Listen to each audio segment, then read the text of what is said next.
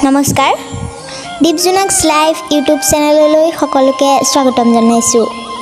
আৰু আজি এটা নতুন ভিডিঅ' লৈ আপোনালোকৰ মাজত উপস্থিত হৈছোহি এয়া মাইক্ৰফোনৰ সন্মুখত মই দীপজ্যোতি বলক ভিডিঅ'টো আৰম্ভ কৰোঁ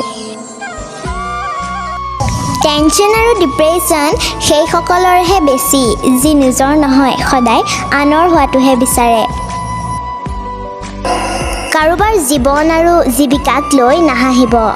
কাৰণ তেওঁ আপোনাৰ দৰে ডাঙৰ নহ'ব পাৰে কিন্তু কিমান ঘাত প্ৰতিঘাত নেওচি তেওঁ সেইখিনি পাইছেগৈ সেয়া একমাত্ৰ তেওঁহে জানিব আপুনি নাজানে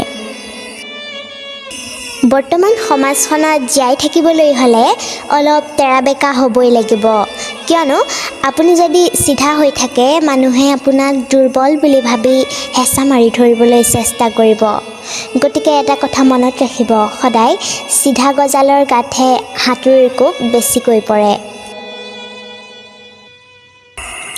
শেষত এটা কথা মনত ৰাখক বেয়া মানুহক যদি অকল বুজালেই বুজিলেহেঁতেন শ্ৰীকৃষ্ণই কেতিয়াও মহাভাৰত হ'বলৈ নিদিলেহেঁতেন